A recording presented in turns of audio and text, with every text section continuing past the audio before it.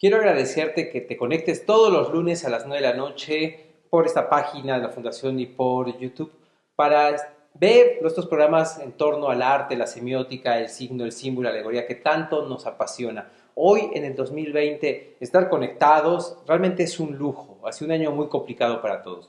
Te quiero comentar que a raíz de conversar, todos los días voy a estar en la librería, lo que es hoy la cafetería y librería de la Sociedad Filantrópica del Arte, que se ubica en los estudios de Teatro Landó, en el centro de Toluca. Si quieres venir, tomarte un café y conversar y leer y ver las joyas y los libros que tiene la fundación, mándame un inbox. Todos los días estaré aquí para que conversemos tú y yo, por supuesto a puerta cerrada, prácticamente por cita, pero lo importante es que nos veamos. Te agradezco nuevamente y disfruta de este programa.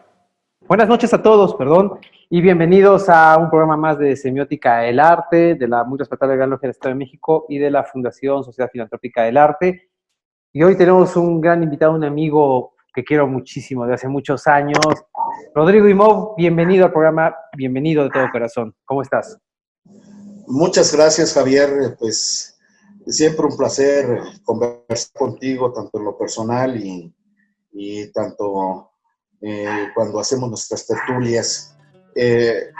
Para mí es realmente un honor presentarme contigo y que me hayas invitado.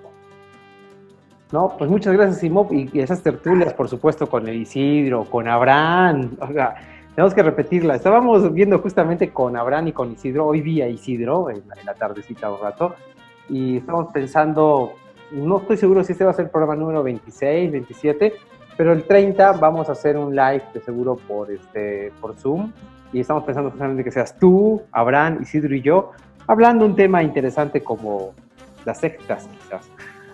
Pero vamos a ver, ya te comentaré. Wow, sí, para compartir esas tertulias, esas reuniones que tenemos interesantísimas, ¿no? Bueno, hoy vamos a hablar sobre la culpa en esta tradición judeocristiana, ¿no? Prácticamente es hablar de la culpa y el pecado, ¿no? ¿Tú qué opinas de este tema? Bueno, pues para empezar, contextualizar que la cultura occidental, por más que haya cambiado a lo largo de los años, a lo largo de los siglos, tiene su fundamento precisamente en lo que es, primero, el cristianismo que entendamos que desde el siglo I de nuestra era, pues se va difundiendo, va permeando en la sociedad del Imperio Romano hasta expandirse literalmente por toda Europa. Ya para el siglo IV fue una transformación rapidísima, Ya para el siglo IV todo el Imperio Romano se declaró como religión universal, o ya se había declarado para el siglo IV con Constantino, el emperador, ya el cristianismo como una religión oficial del imperio. Y no olvidemos que el cristianismo no es una religión europea, sino es una religión judía, que nació en Judea y que nació de un judío y de un grupo de judíos. Entonces, obviamente, yo no soy tanto de versículos y cosas por el estilo en la Biblia, pero muy claramente se dice que Jesús nació bajo la ley y en la ley. ¿Y a qué ley se refieren? A la ley mosaica. Entonces Jesús fue judío, evidentemente. Y ahora eso, independientemente de que la figura de Jesús sea o no real o ficticia. porque Claro. también ese es otro Sí, tema. o alegórica, ¿no? Al final de cuentas también. Pues, ajá, exactamente. Pero finalmente la tradición, como tal, si Jesús es una tradición de pensamiento, de espiritualidad, o bien fue un hombre real, de cualquier modo surgió dentro de una cultura judía que claro, respetaba el Sabbat. así es. La ley era judaica. Sí, totalmente, ¿no? Con sus tradiciones judío. Es más, quiero acordarme en qué iglesia de Italia es donde hoy día se exhibe, bueno, en las reliquias, este concepto, un día vamos a ver un programa sobre las reliquias, el santo prepucio, porque en teoría como era judío, recibió la Ajá, circuncisión, ¿no? así es. Entonces existe el santo prepucio en una iglesia allá en Italia católica, ¿no? Porque aceptan que su tradición y su educación es judía. Y por supuesto, al ser judío, pues tiene toda esta tradición de sus rituales, de sus creencias. Y por supuesto estamos hablando del Pentateuco y estamos hablando de los primeros libros que tiene hoy la Biblia católica, ¿no? Y ahí está clarísimo la cuestión del pecado y la culpa desde el Génesis, ¿no? Así es. Aquí has dado en el clavo, Javier. La culpa no puede separarse del pecado. Si no hay pecado, no hay culpa.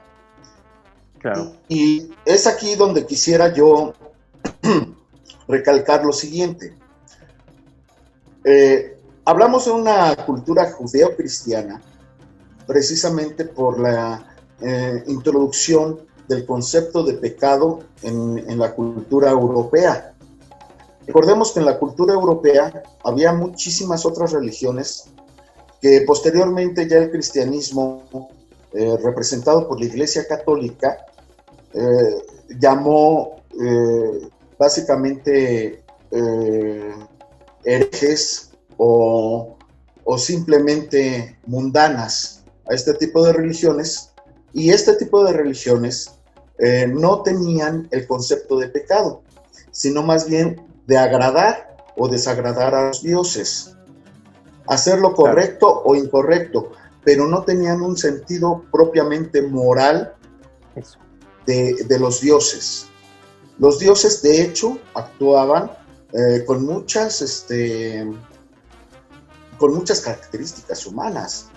Así es, así es. Recordemos simplemente entre la tradición helénica, griega, al igual que fue heredada por la tradición romana, encontramos que los dioses violaban a las mujeres, a las diosas.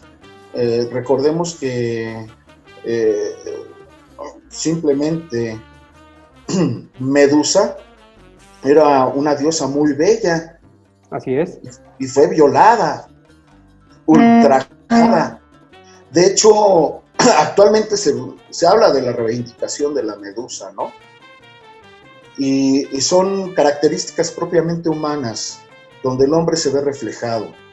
Y es ahora, precisamente, de la introducción del pecado dentro de lo que es la cultura occidental, es que conviene llevar a cabo la transcultura de lo que es el judaísmo al cristianismo y del cristianismo en la sociedad romana y expandirla por todo el imperio.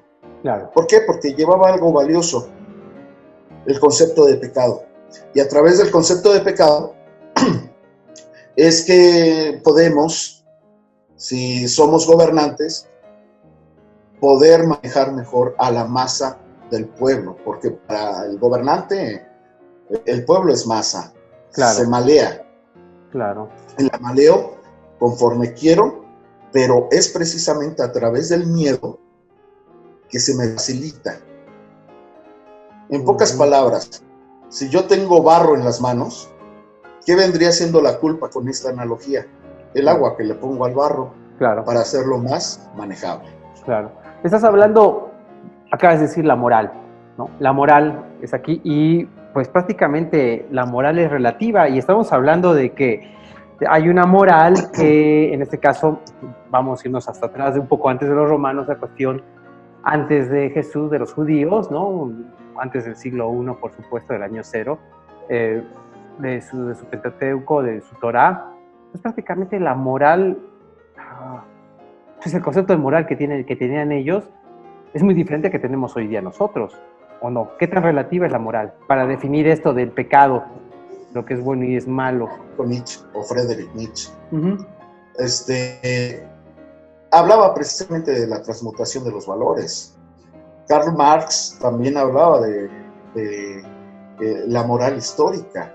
Así es. ¿Cómo va evolucionando la moral a través del tiempo, a través de las eras? Así No es. se puede hablar de la misma moral hoy en día que la que tenían hace 3, 4 siglos. Es verdad. No decir milenios. Ay, ¿por qué seguimos?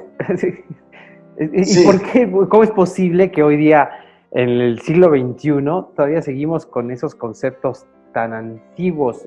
¿Es por el hecho de que pues, alguien le atribuye que es sagrado o qué crees tú? Hablo literalmente del concepto de pecado, ¿no? De esa cuestión, de qué es bueno y es malo. Aquí son dos visiones. Por un lado, la propiamente religiosa, y que responde a tu pregunta, ¿por qué es posible o cómo es posible que después de más de 2 siglos sigamos pensando en ciertas cosas morales sin evolucionarlas y que sigan a veces igual o peor que hace 2000 años? Y digo a veces peor porque, un ejemplo, en Roma, pues era muy común que nos metiéramos a un baño público, a un balneario, y encontráramos frescos de escenas eróticas. Claro. Y con varias preferencias sexuales, como se dice ahora, hoy en día, ¿no? Claro. Encontrábamos homosexuales, bisexualismo, etcétera, pero como lo más normal del mundo. Es como si tú fueras a Ixtapan de la Sal y ahí en el Bollón te encontrabas esas escenas en mosaicos, ¿no? Claro. Y en muchas cosas los romanos, los griegos, que eran los verdaderamente adelantados dentro de lo que es el intelectualismo, tuvieron una mente más abierta, y hoy en día es mucho más cerrada. ¿A qué crees que te voy a... Perdón, que la interrupción. Dime. Nada más para cerrar la idea. Pero sucede que al introducir lo sagrado, en este caso el concepto de un único Dios supremo, una de las premisas de ese Dios es que no cambia. Claro. Okay. Entonces, cuando fundamentas el concepto de Dios permanente, inmutable, pues es obvio que sus preceptos permanezcan estables. Ok. Qué interesante. No lo había visto de esa manera. Claro, el Dios inmutable, que eterno, perfecto, también tiene que mantener perfecta y eterna su ley, por así decirlo. Exactamente. Perdón que me ría, pero ¿por qué humanizamos? Es que, ¿sabes qué? Aquí viene el detalle, y me acuerdo de un trabajo tuyo hace 7, 8 años, ahí en nuestras reuniones que hacemos, un trabajo bellísimo que decías que hablaba por qué humanizábamos a Dios, me acuerdo. Tu trabajo era algo así, a ver si me acuerdo, porque tú yo estaba ahí escuchando tranquilamente y decía, si a Dios es amor, el amor es un concepto humano, lo estamos humanizando. Si Dios todo lo ve, estamos humanizándolo porque el ser humano ve. Si Dios es compasivo, la compasión es una característica humana, por lo cual ya no... Y así va tu trabajo, un montón de atribuciones de las que creemos que es Dios, ¿no? Y es interesante, ¿por qué lo humanizamos a Dios? ¿Por qué crees? Está bien el principio de que somos a imagen y su semejanza, pero eso tiene que ver con un ego terrible del ser humano, ¿no? De creer. ¿Cómo lo ves tú? Te lo voy a responder, yo creo que humildemente, no desde mi pensamiento, sino del gran Federico Nietzsche. En una de sus sentencias dice: el hombre, en su gran arrogancia, creó a Dios a su imagen y semejanza. Por supuesto, ahí está todo. Arrogancia. ¿Sabes? Yo siento que el gran problema de la culpa, del cristianismo, de la tradición judaica, es que heredamos de alguna manera la gran arrogancia del pueblo judío. No olvidemos que el pueblo judío es el escogido por Dios. Así es. O sea, no puede haber mayor elección que te elija Dios. Claro. Entonces, ellos son el pueblo escogido. Entonces, cuando Pedro, Saulo de Tarso, se pusieron de acuerdo, llegaron a la conclusión que el nuevo pueblo escogido eran los cristianos. Claro, Sión, ¿no? El pueblo del judío, Sión, claro. Exactamente. Entonces, ¿qué sucede ahí? En esa herencia, pues que el ser humano se convierte en el centro del universo. Así es. Y fíjate hasta dónde viene a dar todo esto. Y disculpa que a lo mejor me salgo un poco del tema, pero si no lo digo, reviento. Sigue. La ciencia ha heredado esa misma dogmática, que el ser humano es el centro del universo. Creemos que a través de la ciencia ya hemos superado cuestiones como el geocentrismo del universo, el antropomorfismo del universo mismo. Así es. O el antropocentrismo también del universo. Pero una pregunta, yo te puedo decir, la ciencia busca vida en el universo. Ajá. Y dice, a ver, ¿dónde hay agua en el universo? Uh-huh. Porque el agua es esencial para la vida. Uh-huh. A ver, ¿dónde hay oxígeno? ¿Y dónde, a ver, qué sistema planetario hay un planeta con las mismas condiciones? Sí, como la nuestra, atmósfera. Como el nuestro. Así es. Y eso es una arrogancia terrible. Totalmente, exactamente. Porque todo lo estamos midiendo según nuestra regla. Así es, con base a nosotros, ¿no? Exactamente. Exactamente. Terrible. Si hay vida, tiene que ser como la nuestra. Así es. Como en nuestro planeta. Así es. Y seguimos con esa misma mentalidad. ¿Sabes qué? Me acabo de acordar, en uno de sus libros, Stephen Hawking dice, o sea, justamente la arrogancia del ser humano, dice, creer que los extraterrestres o la vida superior de otro lado va a venir a invadirnos, dice. Y él dice, por lo único que una vida superior, en teoría, vendría a la Tierra, o alguien vendría a la Tierra, que es caótica, que es terrible, dijo, es por lo único detalle que en teoría hasta este momento existe en nuestra galaxia, y es proteína. Fuera de eso, todo lo demás está en todos lados, dice. ¿Por qué queremos pretender que vengan a colonizarnos, a negociar? Lo que habíamos hablado antes, ¿no? Es una arrogancia, un ego terrible. Quiero hacer otra pregunta con esto de la culpa.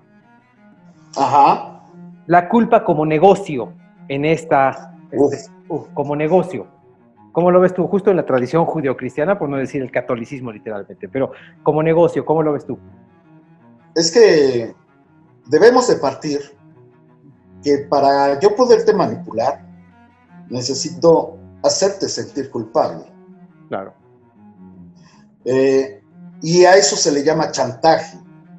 Okay. Y si tú ves en cualquier código civil, uh-huh.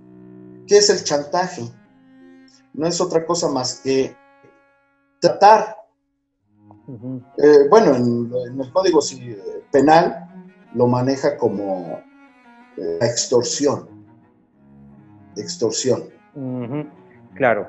Y el chantaje es una extorsión, claro, donde yo o la persona delincuente trata de sacar una tajada o una ganancia económica a través de obligarte a ti, en contra de tu voluntad, a ceder a eso.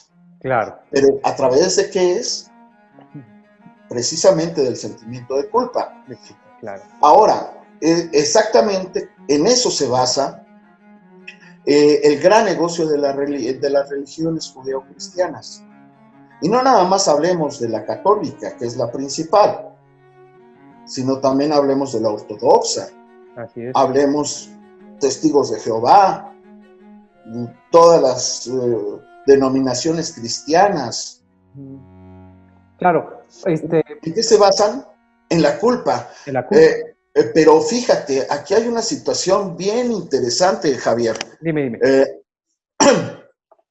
El juego que siguen las jerarquías de estas iglesias, donde los jerarcas, pastores, sacerdotes, obispos, como le llames, así es, son los únicos con la capacidad de perdonar.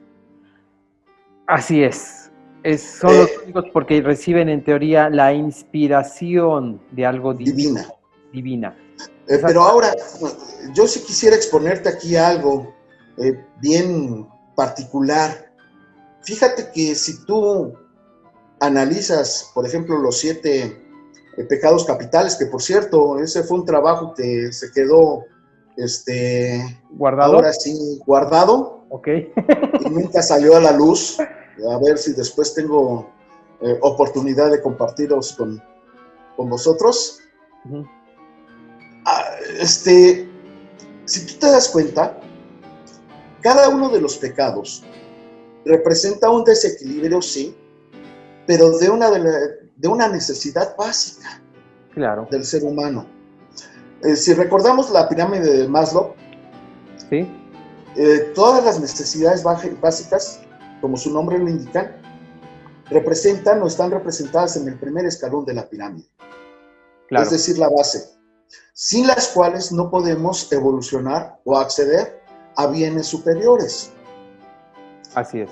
Tal como es el alimento, como es el vestido, el apetito sexual, o sea, todo lo que es básico. Y entre las necesidades básicas, según Maslow, pues está precisamente alimentarnos físicamente, el abrigo, el apetito sexual. Esas son necesidades básicas. Así es. Y ahora sí que defecar, orinar, son necesidades básicas de nuestro cuerpo. Así como comemos, también desechamos. Pero necesitamos abrigo para protegernos de las inclemencias del tiempo. Claro. Necesitamos el sexo para poder reproducirnos y perpetuarnos como especie. Así es. Y los pecados capitales atacan precisamente eso. O sea, el pecado no te juzga realmente porque hagas o no lo incorrecto, como sucede en la ética. Así es. El pecado te juzga por ser humano. Entonces, ¿quién no desea tener cosas materiales? A lo mejor poco o mucho, pero deseamos cosas materiales. Deseamos vernos bien. Yo te decía al principio del programa, espero estar presentable para tu programa. Y tú te aseguro que a pesar de que no lo expresas, también deseas estar presentable para esta grabación o para este programa. Así es. Entonces, todo lo que es la gula, ¿cómo se llama? El orgullo, el deseo sexual, sí. Todo es juzgado por los 7 pecados capitales. Pero ahora vamos a pensar, y fíjate qué bien pensado lo tiene el cristianismo, ¿eh? A mí me da risa. Sí, que lo tienen bien armado, ¿no? Lo tienen ellos súper armadísimo, sí. ¿No? Sí. O sea, yo soy justo, diría la Biblia, ¿no? Ujú. Y soy casto, no soy lujurioso, es uno de los pecados. Soy humilde, soy pobre, porque no deseo las cosas materiales. No cometo gula, no voy a desear a la mujer del prójimo. En fin, Claro. simple y sencillamente he cumplido y no he pecado. Entonces soy justo ante Dios. Fíjate que no, Así porque es. ya hubo quien pecó por ti. Así es. Y lo peor de todo, que te lo heredó. Entonces, si no cometes ninguno de los 7 pecados capitales, o sea, que vale en tu cabeza, capito de cabeza, pecado que vale tu cabeza, entonces tienes un pecado original. Así es. Entonces te juzgan, o sea, eres culpable y debes de tener culpa, no solamente por saciar lo que por naturaleza, como ser vivo, tratas de satisfacer. No solamente eso, sino eres juzgado por nacer. Oye, ¿crees que si no hubiese culpa, en este caso, la culpa no existiera, seríamos un caos como civilización? ¿O seríamos totalmente felices? No. Yo siento que ya hay, yo te voy a decir algo. Si has tenido algún contacto con alguna otra cultura, sobre todo de las orientales, hablo del lejano oriente, te vas a dar cuenta que ellos no manejan la culpa como tal, manejan aprendizaje. Claro, es otro punto de vista. Manejan error, acierto. Okay. ¿Y qué tanto puedes aprender para evolucionar? Por supuesto. En esta cultura judeocristiana, es más, todavía vienen a rematar y decir, el budismo todavía te da chance de decir, bueno, si la regaste, va a salir una mala palabra, mi hermano. Sí. Si la regaste en esta vida, todavía tienes chance de componerla en la otra. Claro, exactamente. Ajá, todavía, ¿no? Dicen, entonces, error, ejercicio de acierto y error. ¿No? Sí, exactamente. En el cristianismo te jodes en una sola vida. Así es. O hasta que te libere de eso otra persona que está que igual o peor que tú. Exactamente, con algo divino. Que quizás está igual o peor. Divino. Exactamente, algo o peor que tú. A lo divino. Esto de lo judío-cristiano, la religión católica prácticamente, tiene la idea de que el pecado es la transgresión de una voluntad divina. Claro. Ajá. Entonces, aquí el problema es justamente, ahí va la pregunta, ¿cómo le dirías a alguien, o sea, en pocas palabras, por supuesto, y en fácil de entender, voluntad divina, pues hoy en el siglo XXI, ¿cómo le explicarías tú? O sea, alguien viene y le dice a un montón de gente, porque sigue pasando eso, Dios nos ha dicho, o yo soy sagrado, que esto está bien y está mal, y tu comportamiento está ofendiéndolo. La palabra ofender, por lo cual tu propia existencia está poniéndose en duda. Eso es lo que dice, eso es el pecado. En otras palabras, eso es el pecado. Te sientes mal porque no hay una identificación con un plan divino. Aquí, mi hermano, voy a ir por partes en tu comentario. En primer lugar, hay algo en la lógica que se llaman falacias. Dentro de lo que es la falacia existe la falacia ad hominem y la falacia ad baculum. Son dos falacias sumamente importantes en esto de la culpa. Ajá. Cuando el ser humano, si tú y yo estamos conversando y tenemos argumentos que sostienen nuestra postura, brother, pues no hay conflicto. Podremos pensar distinto, pero no hay conflicto.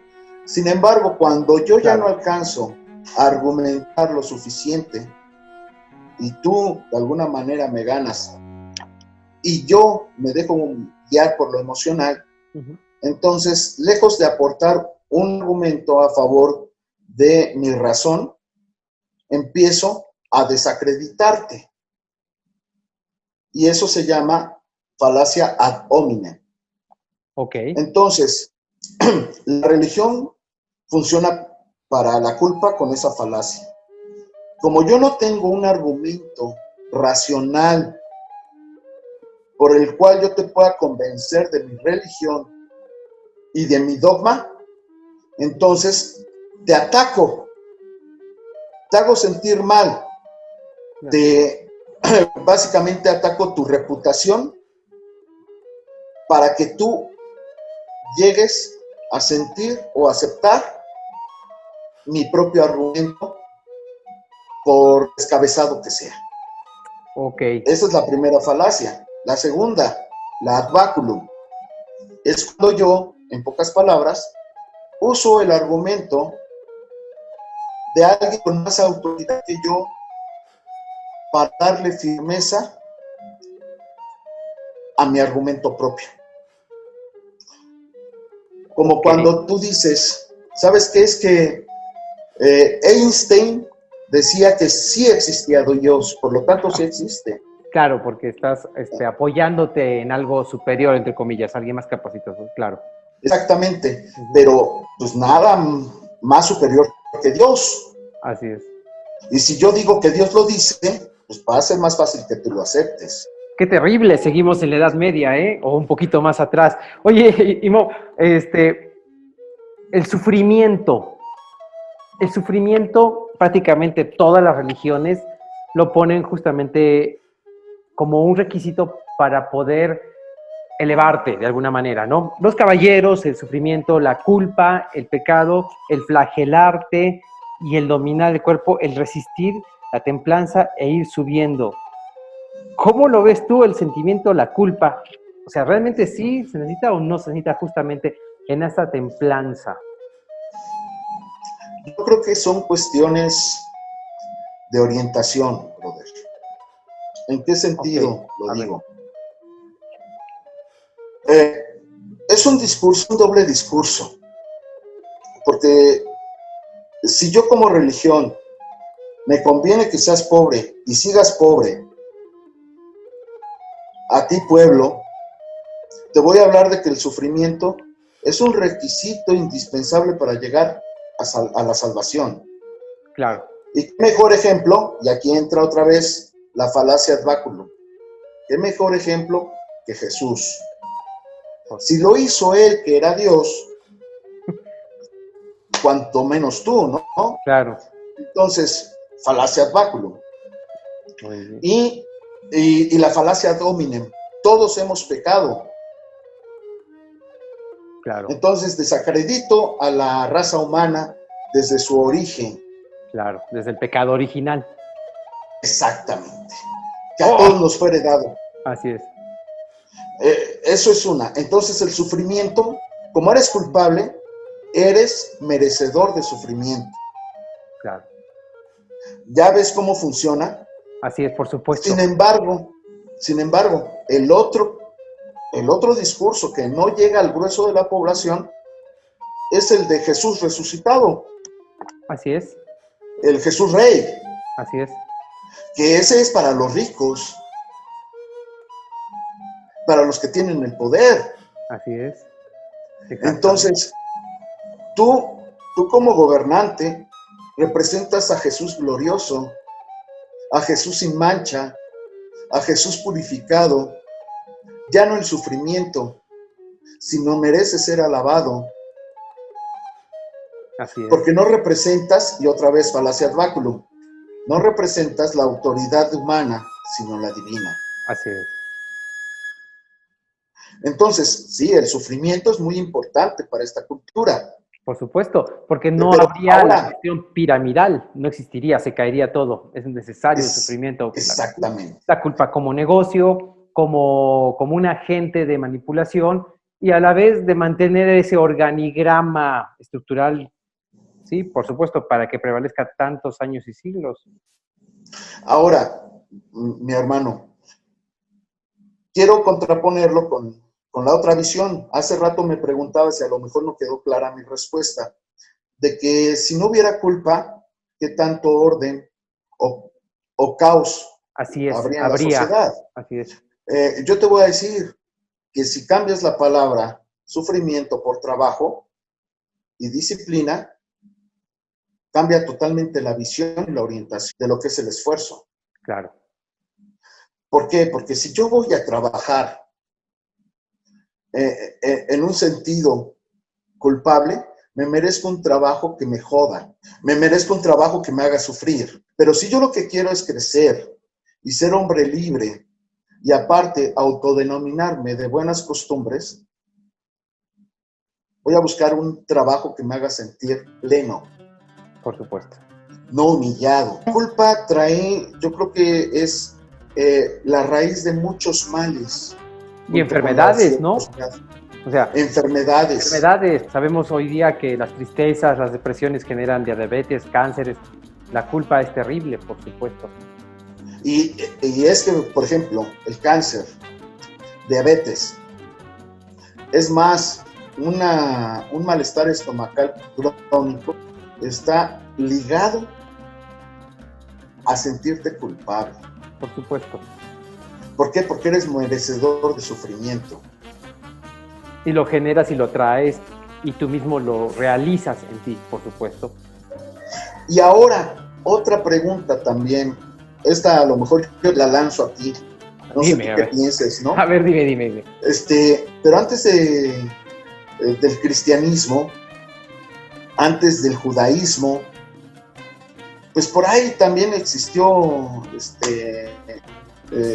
por ahí una raíz en Egipto de que propusieron a la religión monoteísta, un solo Dios. Así es. El monoteísmo aparece ahí, exactamente. Exactamente, el monoteísmo. Pero es cerrar opciones al ser humano, ¿eh? Así es. También en relación con la divinidad o divinidades. Así es. Porque es un Dios absoluto, juez del bien y del mal. Pero antes en los romanos, antes en los egipcios, antes en los griegos, pues tenías chance de que si la regabas con Zeus, pues tenías chance de irle a llorar a otros canales, exactamente. A Poseidón, ¿no? Y que si la regabas con otro, pues te ibas con otro, ¿no? Tenías de dónde rascarle, ¿no? Así es, exactamente. Y hoy con esto del monoteísmo, pues y encima humanizado y imagen, ahora sí, prácticamente Dios, día del Génesis, no, el hombre fue creado a imagen y semejanza.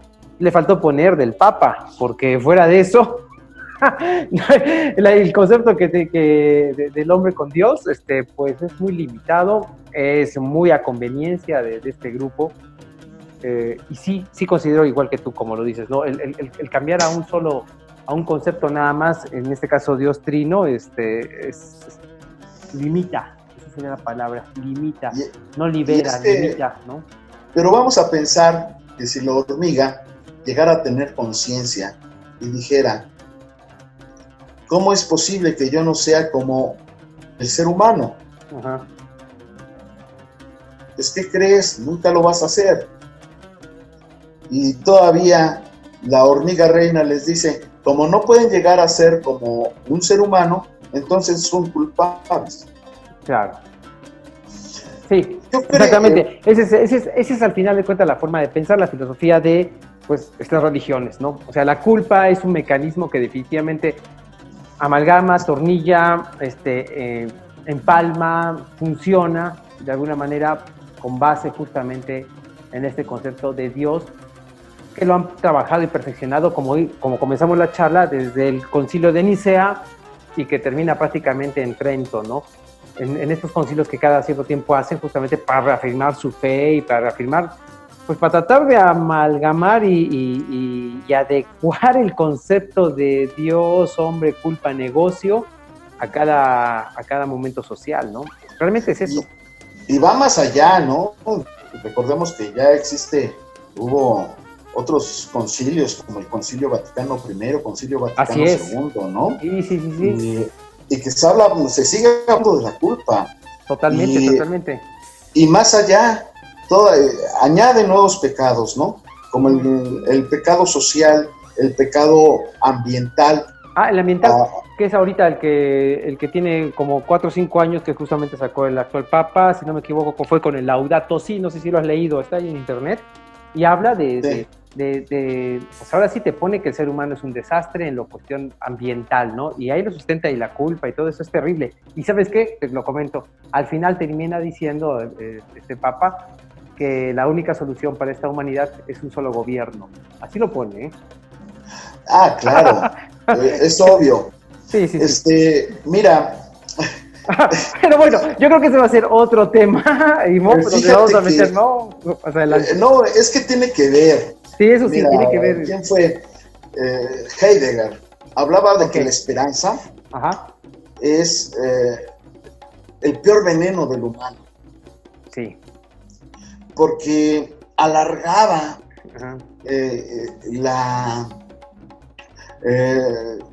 la agonía Así es. del ser humano. La religión está hecha precisamente de esperanza. Y la Judea cristiana se basa en la esperanza. Totalmente. Los judíos son de los primeros que tal cual hablan de la salvación del alma.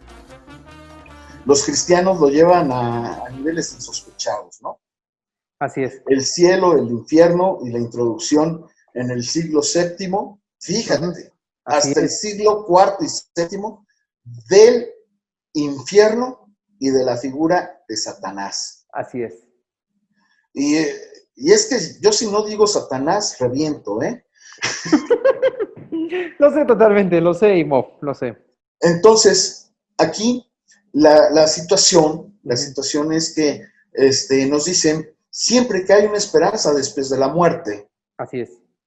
También nos dicen que la solución de todos los problemas de la sociedad, de la humanidad, se va a venir a ver arreglada por la segunda venida del Cristo. Así es. Y primero, en los primeros años de la iglesia cristiana, dijeron, por ejemplo, Pablo de Tarso, o mejor conocido como Pablo, decía, no, es que yo voy a ver, yo como persona voy a ver cuando baje Jesús y se van a quedar callados todos ustedes, ¿eh? Así es. Ya que vio que se murió, que lo iban a decapitar y todo, pues dijo, no pierdan la esperanza, hermanos. Y sus hermanos dijeron, bueno, va a ser a los 100 años. No se cumplió, bueno, a los 200. Así es, y así seguimos. Y después siguieron los milenaristas. A los 1000 años, no. Entonces a los 2000. Y ejemplo es esto de las dichosas profecías mayas, ¿no? De que se iban a acabar en el 2012. Eso es reflejo del milenarismo. Así es, totalmente. Igual pasa con la iglesia de los últimos tiempos, ¿cómo se llama? La nueva de Moroni. Sí, exactamente. Es lo mismo, el mismo caos, o sea, el mismo caso mormones. Que digan, no caos, exacto, los mormones, ¿no? Va a venir, además tienen una convocatoria masiva donde asisten primero como 100 personas y no llega Jesús y se deshacen casi, pero después empieza a tener más fuerza y se vuelven a juntar otras 5,000 personas como a los 3 años para recibir nuevamente a Jesús y así sigue, ¿no? Siempre va a venir. Diría Daniel F., un amigo, un cantautor, decía, siempre estamos esperándolo, pero el problema es que ni se asoma. Ni se asoma. Ni se asoma, ¿no? Pero ahí seguimos. La esperanza y la culpa. Y fíjate, aquí yo veo en últimos tiempos como que nos han estado preparando psicológicamente para rechazar la antigua religión y abrazar una nueva. Sí. Yo también creo eso. Así es, totalmente. Pero todo está basado en la culpa, porque no somos dignos. Necesitamos. ¿Qué quiere decir religión? Religar. Religare, así es. Religare, en latín. Volver a ligar. Así es. ¿Qué nos volvemos a ligar? ¿O a quién me voy a ligar o cómo? Es la relación, la palabra que usa la iglesia, relación con Dios, o sea, comunicación. Con Dios.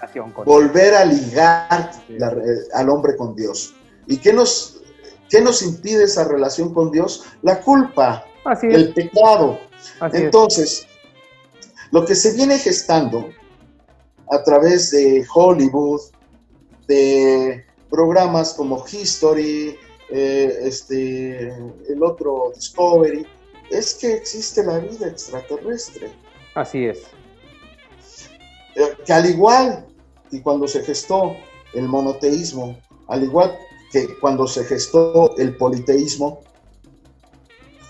fíjate la evolución, Primero politeísmo, después monoteísmo, siempre nos pintaban que esa era la solución a los problemas de la humanidad. Y siempre nos pintan una utopía social, donde el hombre va a poder convivir con el hombre y con las bestias sin conflicto. Así es. Ok, después viene la evolución a la ciencia, donde la gran promesa es que se van a terminar los grandes problemas sociales a través de la ciencia. Así es. Pero ¿por qué son problemas? Porque hay pecado. Así es, hay culpa. Porque hay culpa. Finalmente, ¿qué dicen? Puede que haya vida extraterrestre. De que la hay.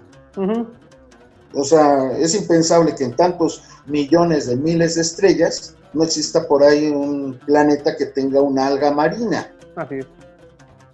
Por lo menos, ¿no? Así o una bacteria. Exactamente. Que haya vida inteligente es otra cosa. Y que pueda haberla, también la puede haber. Así es. A lo mejor están igual o más jodidos que nosotros y ni siquiera voltean a ver si hay vida en otros planetas como para que nos vengan a visitar, ¿no? Exactamente. Pero la realidad es que se ha tenido gestando a través de Hollywood, de todos estos canales que te digo, esta idea de la vida más allá. Y nos los pintan siempre como superiores. Sí, totalmente, ¿no? Y este acercamiento ya con algo, con otra raza, con otros seres. Sí, por supuesto, está en las caricaturas de los niños, pero durísimo, durísimo. Entonces, ahora imagínate que en dado momento haya verdaderas señales en el cielo, Así es. donde bajen estos seres supuestamente superiores. Pero ¿qué crees, mi hermano? Dime. Independientemente que pueda ser un truco, quienes se van a relacionar con esos seres no vamos a ser nosotros, sino le va a suceder igual que al pueblo judío. Dios bajó al monte en una nube que no se dejó ver, y el único que habló con él fue Moisés. Así es, el elegido. El elegido. Amado, el puro. Exactamente. Entonces, ¿qué nos van a vender? Nos van a vender en un futuro, yo siento que una nueva religión. Sí. Una nueva religión basada en el conocimiento. Sí. El conocimiento de seres superiores y más evolucionados espiritualmente que nosotros. Pero que nadie los va a ver, Solamente las personas elegidas. Así es. Sí. Totalmente de acuerdo. Otra vez volvemos a esa situación de utopía. Así es. Que nos alarga la esperanza de salvarnos. ¿Salvarnos de qué? De la culpa. Porque todo al final es una espiral nada más que va pasando por el mismo lugar, por algunas variantes hacia arriba. Exactamente. Y vos, perdón que te corte, pero ¿qué crees? Ya estamos con el tiempo, hermano. Rodrigo, de verdad, me gustaría que cierres con algo. ¿Qué te gustaría decir antes de despedirte? Pues yo creo que necesitamos evolucionar. Evolucionar para... Psicológicamente la culpa nos hace daño. Creo que necesitamos más pensar en lo correcto y en lo incorrecto de nuestras acciones, de los aciertos y errores que podamos tener. Y pensar un poquito más como Jean-Paul Sartre, que nos decía, ¿sabes qué? Mira, independientemente que haya vida o no, para él no había vida después de la muerte, la vida era un absurdo. Hazte responsable de tus propias acciones. Así es. Así tiene que ser. Timo, pues muchas gracias por este programa. Queda pendiente de la reunión que tenemos con Abraham y con Isidro. De todas maneras, ya nos ponemos en contacto para hacer un live con todos. Y te agradezco muchísimo por estar aquí. Te voy a pedir que al final estemos respondiendo los comentarios, estemos atentos ahí de todo lo que escriben nuestros hermanos, amigos. Y pues te agradezco muchísimo, Imov, y pasa bonita noche. Sí, pues nada más recordar a dos grandes hombres, Giordano Bruno Muy bien. y Galileo Galilei. Por supuesto. Perfecto, Imov. Muchas gracias. Nos vemos pronto, Imov. Descansa. Gracias, igualmente. Hola, la Sociedad Filantrópica del Arte trae este mezcal, 3 guerreros, en blanco y en reposado. El reposado es mi favorito, por supuesto. Con la compra de cada una de estas botellas estarás ayudando a que la fundación pueda seguir con esos programas. Apoyando a la fundación, apoyarás a la comunidad de artistas mexiquenses, por supuesto, ¿no? Gracias por conectarte, nos vemos.